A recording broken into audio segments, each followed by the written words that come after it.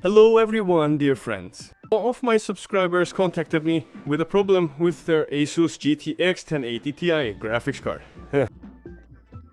Despite today's standards, old machine stopped to the steering power. We suspected the problem might be due to melted connectors, but we also suspected a break in the signal. Contact due to a micro crack in the PCB. While inspecting the connectors for the additional power cables, I noticed damage to the plastic housings. Furthermore, some of the contact pins are significantly recessed into the housing compared to the rest. In short, these connectors have seen a lot of abuse in their lifetime, and they've taken quite a beating. It's even interesting to see how this could have happened. Well, I think in this case, we can start the repair by replacing these connectors right away, since the defect is clearly visible. Like this, assemble the graphics card, unscrew the screws, and separate the cooling system. Next, I disconnect the fan cables and set the cooling system aside. Now I need to remove a few more screws to free the board from any unnecessary components like the backplate and frame. Machine.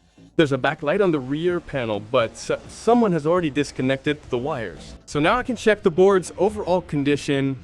Overall, everything is fine, but there's some thick discharge on the memory chips, Aleos. I'd like to think this is due to aging thermal rubber rather than improper use of the graphics card.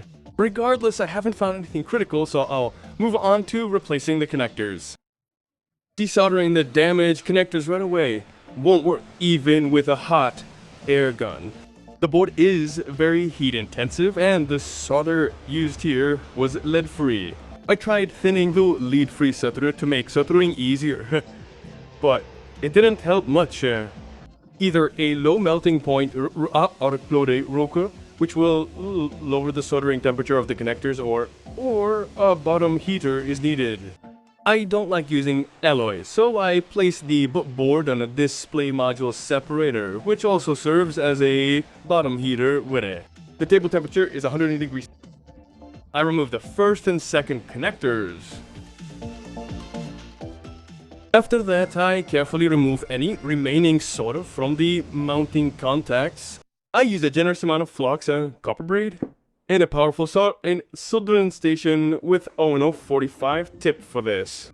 After preparing the mounting contacts, I move on to searching for working connectors on the donor boards. I found a couple of suitable ones. Now, I need to desolder them as carefully as possible, since I've only recently gained experience desoldering connectors. The rest of the work is much easier. I'll briefly describe the entire procedure. I place the board on the bottom heater. I apply flux. Next, I solder the contacts with leaded solder and desolder the connector using a hair dryer. The temperature is about 400 degrees Celsius. The flow is maximum. The nozzle is 12 millimeters. The connectors are unsoldered without damage. All you need to do is remove excess solder from the pins, and you can install them in their new location. Before installing the connectors, I checked the tracks underneath them for breaks. Everything seemed clear and undamaged. I can install the new connectors now that everything is repaired, so I can just relax and then enjoy the summoning work. I secure the connectors in place. They are secured with a latch.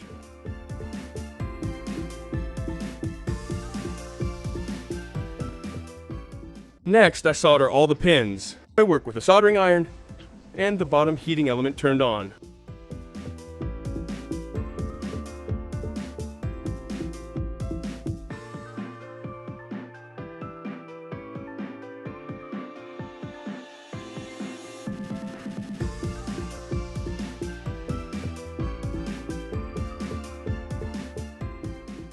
After soldering, the new connectors look like this.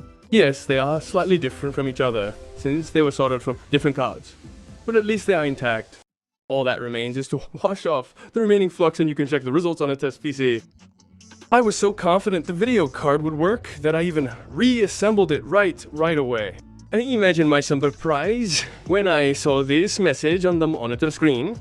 It says that the card is not detecting the power supply. A red indicator is lit near the right connector.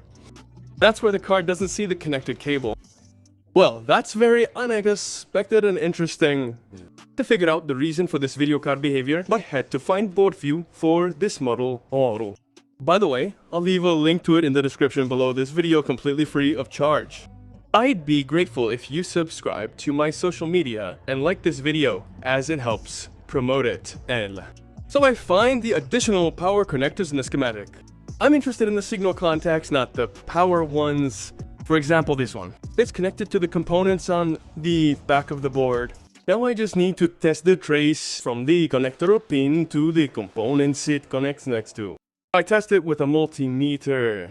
I found the problem with this contact. It should be connected to the components on the other side, but there's an open circuit here. That is an open circuit between this connector pin and this transistor pin. As we can see from the adjacent transistor, there's no such problem with the second connector.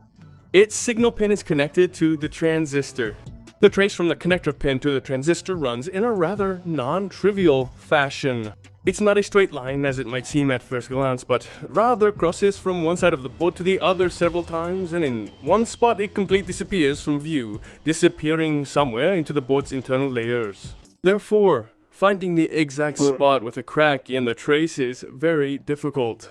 In this case, it's more practical not to pretend to be a electronic microscope, but simply run a jumper from the problematic connector pin directly to the transistor pin or any other nearby duplicate point. I soldered it to a convenient section of the trace. This is what it looks like. I checked the result.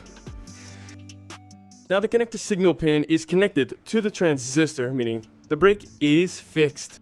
I wash off the flux and coat the jumper with adhesive sealant. Yes, it's still the same T7000. And this is what the end result looks like. As they say, not broken, not painted. Well, it's time to test it on a test PC. But before that, I decided to completely reassemble the card again, hoping that this time everything would work as expected. Imagine my surprise when the video card displayed another error. But fortunately this time, it wasn't a power issue. You just need to connect the hard drive for the operating system to load.